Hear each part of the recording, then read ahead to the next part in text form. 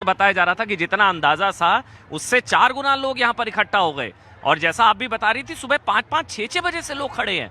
और ये देखिए, जहां तक नजर जा रही है, और ये तब हाल है जब यहाँ से प्रधानमंत्री को गुजरे 40 मिनट हो चुके हैं, उसके बाद भी गजब का उत्साह यहाँ पर। प्रधानमंत्री नरेंद्र मोदी, ये देखिए इस वक्त वो तस्वीरें जहां पर प्रधानमंत्री नरेंद्र मोदी मंदिर प्रांगण में दिखाई पड़ रहे थे।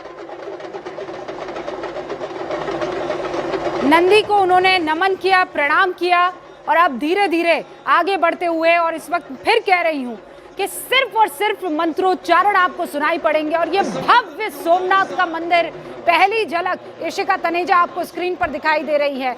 क्या एहसास?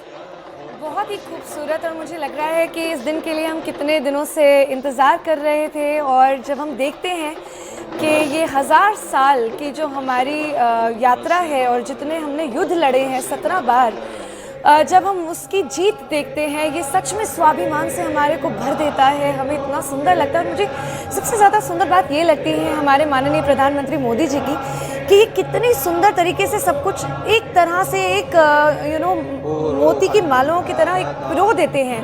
इनके हर एक एक्शन इतना वेल थॉट होता है। आप देख रहे हैं कि जब वो आ रहे थे तो वो डमरू बजा रहे थे, तो जब वो डमरू बजाते हैं तो उससे ओम की ध्वनि निकलती है। और उन्होंने जो मंत्र जाप कराया, वो ओमकार मंत्र जाप कराया जो 72 आवर्स का चल रहा था, वो एक श्रद्धा भाव से भी आते हैं। वो श्रद्धा भी हमारे को दिखाई देती है।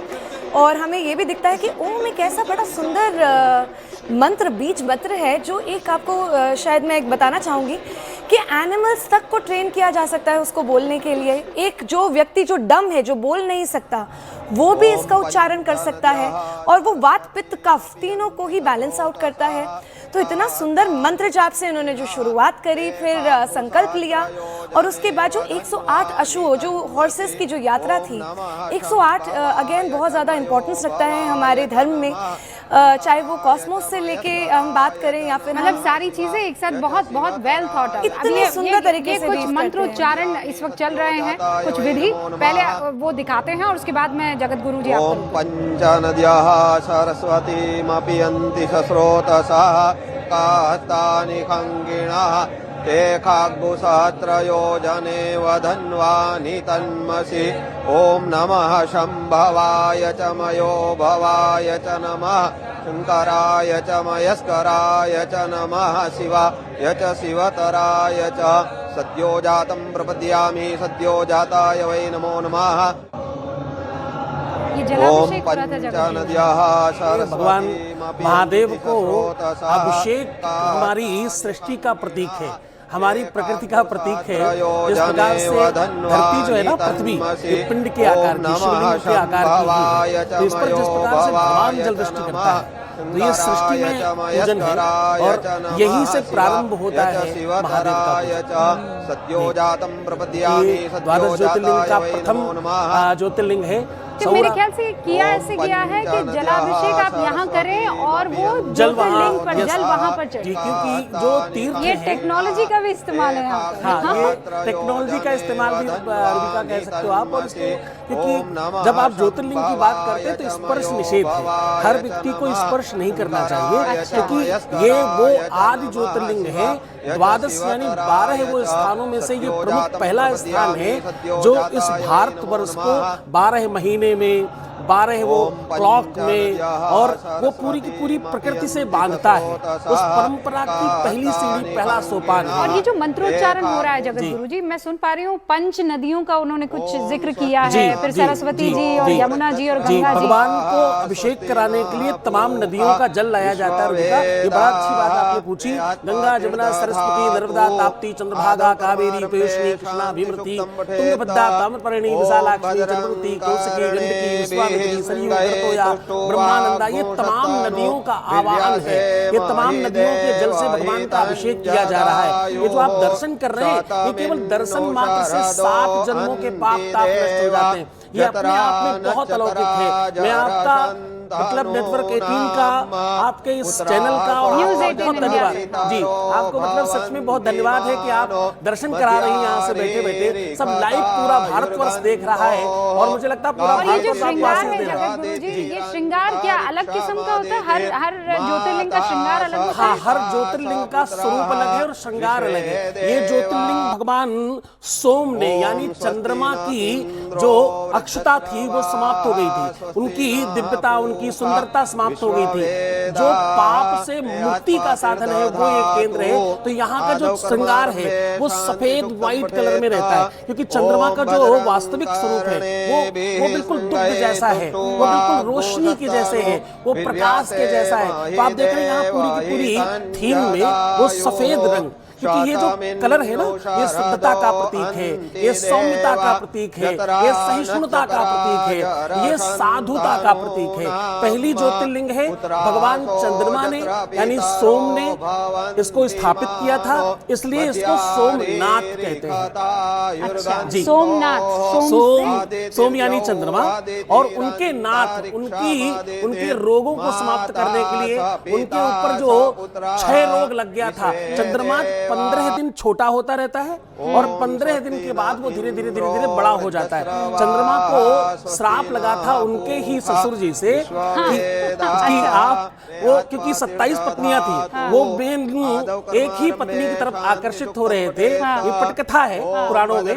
तो उस कारण से उनको श्राप लगा था कि तुम जिस सुंदरता में, तुम जिस अपनी आभा में और तुम जिस अभिमान में आप सब कुछ भूल गए हो, वो सुंदरता तुम्हारी समाप्त हो जाए और तुम्हें 6 रोग लग जाए, यानी तुम धीरे धीरे समाप्त हो जाओगे। तो भगवान शंकर की उन्होंने आराधना करी। आराधना करने के बाद उन्हें आशीष मिला कि तुम शहीद तो हो गए, 15 दिन तक तुम धीरे धीरे घटोगे, फिर 15 दिन के बाद धीरे धीरे आप बढ़ते हुए दिखाई पड़ोगे। तो एक तरफ कृष्ण पक्ष और एक तरफ शुक्ल पक्ष, महीने में 15 दिन अंधेरा और 15 दिन उजाला रहता है। तो ये उजाले का प्रतीक शिवलिंग है। अब देखो 18 बार आपने इसे छहित करने की कोशिश की, आप गलत जगह छह कर रहे थे, तो आप कर कैसे सकते? जिसे काटा जा नहीं सकता, जो कटने के बाद, समाप्त होने के बाद वो आधा चंद्रमा भगवान शंकर के शीश पर रखा है। आप देखिए आज सिरमौर बना हुआ है। ये जो दर्शन है रुबिका जी, ये अपने आप में अलौकिक है। ये भगवान शंकर के शीश पर रखा हुआ चंद्रमा के द्वारा पोषित, उनके द्वारा आराधित और उनके द्वारा पूजित शिवलिंग है। हमारे साथ स्वामी जी जुड़े हुए हैं, उनका मैं यतेंद्रानंद जी जुड़े हुए हैं, उनका भी एक बार रुक करूंगी। स्वामी जी, अभी कुछ देर पहले हमारे साथ एक लेखक जुड़े थे, उन्होंने भी कृष्ण पक्ष और शुक्ल पक्ष का जिक्र किया था और ये कहा था कि ये 1000 साल आप ऐसे समझिए रुबिका जी कि ये कृष्ण पक्ष थे और अब शुक्ल पक्ष आ गया है। आप भी इसे वैसे ही देखेंगे? निश्चित रूप से रुबिका जी, आज देश के लिए और पूरे सनातन के लिए, पूरे ब्रह्मांड के लिए बड़ा गौरव का दिन है। आज हम जो दृश्य देख रहे हैं और चंद्रमा सोमनाथ माता पितरो चरण कमलेभ्यो नमः जराशांतानो नाम। और रुबिका जी जो मंत्रोच्चारण हो रहा है, आवाज मुझे डिस्टर्ब कर रही है थोड़ा।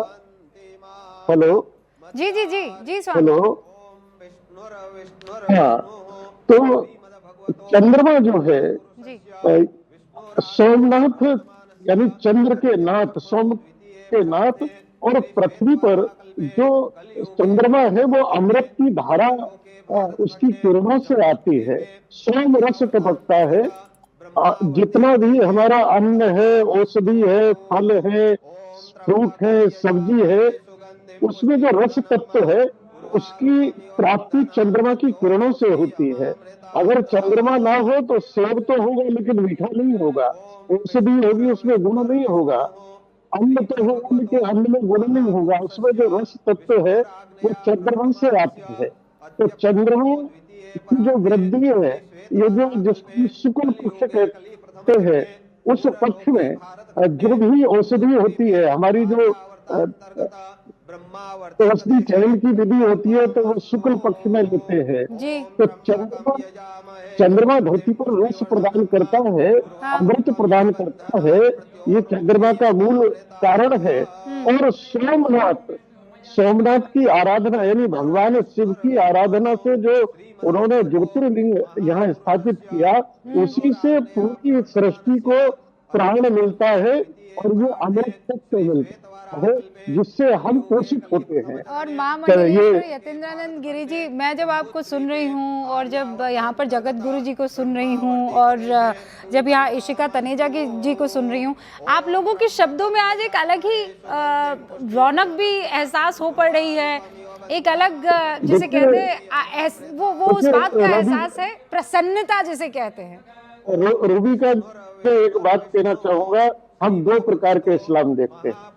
एक इस्लाम गोरी का, गजनी का, औरंगजेब का, बाबा का, अलकायदा का, लश्कर तैयबा का है। और एक इस्लाम हम देख रहे हैं कि हमारी रूबी का लियाकत कितनी खुश आज दिख रही है, कितनी प्रसन्न दिख रही है, कितनी आनंद में दिख रही है।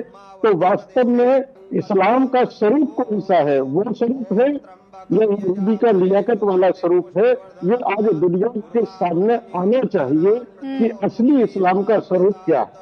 बिल्कुल सही कह रहे हैं आप। और वो एहसास, वो आभास हिंदुस्तान के बहुत सारे मुसलमानों को होगा।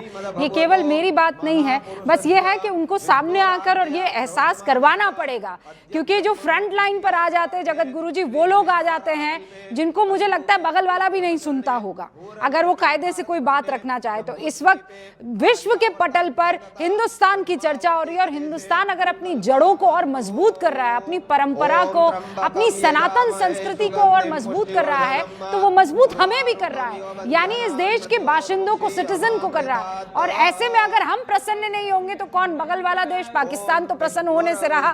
तो इससे अच्छा यही है कि जिस मुल्क में रहते हैं उस मुल्क की संस्कृति को जिए, मुस्कुराएं और गर्व से कहें कि ये इस देश की परंपरा है जिसमें हाथ मेरा भी है और साथ सनातनियों का भी है, तभी तो मुल्क आगे बढ़ पाएगा। हमारे साथ यहाँ पर हिंडोल सेन गुप्ता भी मौजूद है। हिंडोल, बस अब यही एक चैलेंज बचता है जहां पर एक ताकत है जो हिंदू मुसलमान को इस तरह के जब इवेंट्स होते हैं या इस तरीके की कोई कार्यक्रम होता है तो उससे तोड़ने की कोशिश करता है, ये कह करके देखो भैया यहाँ पर तो फला पार्टी और फला सरकार जो है केवल हिंदुत्व को आगे बढ़ा रही है। लेकिन हमें अब उस बात को आगे बढ़ाना है कि इससे हिंदुस्तान आगे बढ़ रहा है। देखिए रूबिका जी, ये कितनी गलत बात है कि हमारे देश में ये आज के दिन तो बहुत बड़ा दिन है, पर ऐसी बात नहीं है कि प्रधानमंत्री जी सिर्फ हिंदू कार्य कर रहे हैं। मैं आपको एक उदाहरण देना चाहूंगा कि पिछले साल मैंने ग्लोबल बुद्धिस्ट समिट अटेंड किया जिसमें भी प्रधानमंत्री जी थे। अच्छा, हमारे देश में ही इंडोनेशिया से आए हुए पूरे एक डेलीगेशन था जिसके पर बहुत बड़ा ग्लोबल सूफी समिट हुआ, वहां पे भी इस्लामी सूफी समिट हुआ, उसमें भी प्रधानमंत्री जी थे। तो ये सब जो लोग कहते हैं ये हमेशा हमें विभाजित करने की चेष्टा करते हैं। जिस चीज को मैंने देखा है, मुझे याद है मध्य प्रदेश में बोहरा समुदाय का एक बहुत बड़ा कार्यक्रम हुआ था जी, और वहां पर कुरान की वर्सेस पढ़ी जा रही थी और जो वहां के सबसे बड़े गुरु थे उन्होंने प्रधानमंत्री नरेंद्र मोदी को तस्बीह, जो माला आप कहते हैं ना, वो तस्बीह जो है वो हदिये में दी थी, यानी गिफ्ट की थी। हमने तो वो तस्बीह लेते हुए भी प्रधानमंत्री नरेंद्र मोदी को देखा है। लेकिन होता ये है ना कि चूंकि जालीदार टोपी नहीं पहनी तो वो तो दिमाग में रह जाएगा, लेकिन तस्बीह को दोनों हाथों से कबूल किया, वो तस्वीरें किसी को पसंद नहीं आएगी। वो जो चादर अजमेर दरगाह शरीफ पहुंचाई जाती है, बड़ी सी खूबसूरत चादर जिसके ऊपर खूबसूरत नक्काशाई की हुई होती है, वो किसी को नहीं दिखती है, लेकिन ये जरूर दिख जाता है। और प्रधान, आपने अजमेर शरीफ की बात की रूबिका जी, मैं सबको याद दिलाना चाहूंगा प्रधानमंत्री जी का ही चादर स्मृति ईरानी जी लेके गए थे अजमेर, ये भी सबको पता होना चाहिए। तो देखिए, मुझे लगता है ये जो लोग हैं जो विभाजन करना चाहते हैं, दो तरह की विभाजन हमें दिखाई दे रही है रूबिका जी। एक तो है जो लोग चाहते हैं जेन जी आके राइट करे, पर जेन जी मैं सबको बताना चाहूंगा आजकल भजन क्लबिंग कर रही है। और दूसरा विभाजन है जो ये हिंदू मुसलमान का बंटवारा करना चाहते हैं, और जो इनमें से जो स्वर है जो देश को तोड़ना चाहते हैं, ये सब टॉपिक उठा के, इनसे नहीं होगा, ये साइडलाइन हो जाएंगे। इस देश में रूबिका लियाकत और हिंदोल सेनगुप्ता जैसे लोग हैं जो हर चीज में देश के बारे में बात करते हैं, उन्हीं से देश चलेगा। What a beautiful thought. बहुत बहुत शुक्रिया हिंडोल हमारे साथ जुड़ने के लिए, इतनी सारी बातें कहने के लिए। अब मैं जरा मंत्रोच्चारण जो इस वक्त हो रहे हैं कुछ देर आपको सुनाना चाहती हूँ, फिर इस डिस्कशन को आगे बढ़ाएं। ओम नमस्ते रुद्रमन्यवतोतै खवे नमः। जाते रुद्र शिवा तनुरघोरा पापकासिनी। जामि कोंगिरि संतास्ते विवर्ग्यस्तवे शिवांगिरि त्रतां कुरुमाय कुमुते ब्रूमं जगता शिवेन वचसा त्वा गिरिशाच्छा वदामके। ओम दधिक्रावणो आकारिकं जिष्णो रसस्य वाजिना सुरभिनो मुखाकारत् प्रण आयुक्कुखितिः। ओम नमस्ते रुद्रमन्यवतोतै खवे नमः। जाते रुद्र शिवा तनुरघोरा पापकासिनी। जामि कोंगिरि संतास्ते विवर्ग्यस्तवे शिवांगिरि त्रतां कुरुमाय कुमुते ब्रूमं जगता शिवेन वचसा त्वा गिरिशाच्छा वदामके। ओम दधिक्रावणो आकारिकं जिष्णो रसस्य वाजिना सुरभिनो मुखाकारत् प्रण आयुक्कुखितिः। ओम नमस्ते रुद्रमन्यवतोतै खवे नमः। जाते रुद्र शिवा तनुरघोरा पापकासिनी। मैं यही सवाल आपसे पूछने वाली थी कि एक तो जो श्रृंगार किए हुए असल कर सकते हैं, वहां नहीं जा सकते, तो ये प्रतीकात्मक है प्रधानमंत्री है तो भी नहीं। और मतलब इसीलिए ये भारतवर्ष है। मतलब कोई दूसरा प्रधानमंत्री होता तो यहाँ ही करेंगे, ऐसे ही। हाँ, तो ये प्रतीकात्मक जो है परंपराओं का सही निर्वहन, मतलब ये सौभाग्य प्रधानमंत्री का भी तो है कि प्रथम ज्योतिर्लिंग पर बैठकर आप अभिषेक कर रहे हो। आपका भी तो सौभाग्य है, आप भी तो हो, तो आप इंसान ही ना। बिल्कुल सही बात। तो आपका भी सौभाग्य है, आपका भी भाग्य खुल गया। आप वहाँ प्रथम ज्योतिर्लिंग पर आप आंगल्य कैलेंडर ही सही, आप वर्ष के उस ऑडिटेड दिवस के आसपास जाकर के, ये मंथ ऑडिट दिवस का है खगोलीय व्यवस्थाओं में, तो उस ऑडिट मंथ में आप बैठ करके सानंद भगवान शिव की उपासना कर रहे हैं, ये अपने आप में बहुत बहुत दिव्य है। जाते रुद्र शिवा तनुरघोरा पापकासिनी। पूरा विधि विधान के साथ इस वक्त जो है आप ज्योतिर्लिंग की आराधना करते हुए, प्रथम ज्योतिर्लिंग है उसकी आराधना करते हुए, प्रथम वर्ष का जो ये मंथ है, महीना है, ऑडिटेड मंथ है। उसमें आप प्रधानमंत्री नरेंद्र मोदी को आराधना करते हुए देख रहे हैं। नहीं रूबिका जी, ये ऑडिटेड मंथ है, मतलब माघ का जो महीना है, हाँ। अगर हिंदी कैलेंडरी वर्ष के आधार पर हम बात करें, माघ का महीना ये ऑडिट मंथ बोला जाता है। जो खगोल में जो ऊपर तारे सितारे ग्रह नक्षत्र योग करण चल रहे हैं, पंचांग बनाते समय कह रहे तिथि वारम च नक्षत्रम योग। पंचांग में कौन सा महीना है? पंचांग में माघ का महीना है। जिस महीने वाला में महीना है? देखिए नंबरिंग वाइज तो ये 9वें नंबर पे आता है, लेकिन एक्चुअली ये बहुत प्रमुख मंथ है ये। हाँ, ये मंथ सबसे सर्वोत्तम मास महीना माना जाता है। यहाँ जलाशय के, नदी के और तीर्थों के आसपास रह करके दान करना, पुण्य करना, पूजन करना लाख गुना लाभ देने का काम करता है। वो माघ मेला चल रहा है। हाँ जी, तभी माघ मेला चल रहा है, तभी सारे दुनिया के साधु संत महात्मा अमलात्मा सिद्धात्मा योगी यति साधक सब बैठकर सानंद वहां पा रहे हैं, आनंद कर रहे हैं, भजन कर रहे हैं, परमात्मा को भज रहे हैं, दान कर रहे हैं, पुण्य कर रहे हैं। और ऐसे पवित्र मास में तो ऑडिट वाला महीना क्यों कह रहे हैं आप? ऑडिट मंथ इसलिए कहते हैं क्योंकि जो गणना की व्यवस्था है वो सूर्य से है। हाँ। और सूर्य अब अपने सुपुत्र की उस राशि में प्रवेश कर रहे हैं जो काल चक्र को कर्म की गति से देखते हैं। अच्छा। कर्म का फल देने का काम भगवान शनि का है। हाँ। और उनकी राशि में भुवन भास्कर जी यानी भगवान सूर्य प्रवेश कर रहे हैं। तो ये ऑडिटेड मंथ है। अब इस महीने में जाकर के वो अपने पुत्र से पूछेंगे तूने क्या किया, क्योंकि भगवान सूर्य 6 महीने 6 राशि और 6 महीने 6 राशि में आधा आधा, आधा इधर आधा इधर, इसीलिए उसको दक्षिणायन और उत्तरायण भी कहते हैं। जैसे हर महीने में 2 बार परिवर्तन होता है, एक अंधेरा पक्ष एक उजाला पक्ष। वैसे साल में भी 2 बार परिवर्तन होता है। भगवान सूर्य 6 महीने दाहिनी तरफ करवट लेके सोते हैं और 6 महीने बाईं तरफ करवट लेकर के सोते हैं। तो अब वो बाईं तरफ घूम गए।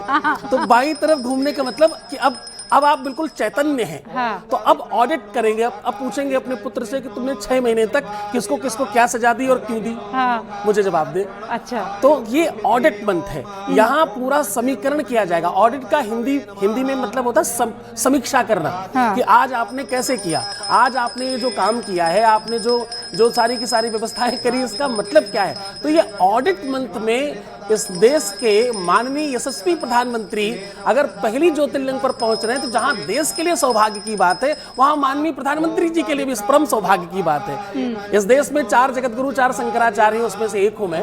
तो उस नाते मैं कह रहा हूं कि देखो, ज्योतिर्लिंग में बैठकर प्रतीकात्मक शिवलिंग पर अभिषेक कर रहे हैं, मतलब वो परंपराओं का निर्वाहन माननीय प्रधानमंत्री जी को भी करना पड़ता है। यही धर्म है, यही व्यवस्था है और यही ये नया भारत है। जब आप भारतवर्ष में वो अभी जो आप लोग चर्चा कर रहे थे, मुझे लगता है कि वो चर्चा बहुत महत्वपूर्ण नहीं है, क्योंकि मंदिर केवल मंदिर नहीं होता, मंदिर संपूर्ण विकास का प्रतीक होता है। हमारे यहाँ वैष्णो देवी में सबसे ज्यादा धन किसके पास जाता है? हमारे यहाँ अमरनाथ यात्रा में सबसे ज्यादा धन किसके पास जाता है? तो तमाम और लोगों को भी काम मिलता है। यहाँ सर्वांगीण विकास होता है। और सोमनाथ केवल मंदिर नहीं है, सोमनाथ भारतवर्ष की आत्मा इसलिए है क्योंकि भारतवर्ष पर 18 बार आक्रमण हुआ। वो आक्रमण, हाँ जी, वो आक्रमण सोमनाथ मंदिर ने, उस धरा ने, उस धरती ने अपने ऊपर वहन किया।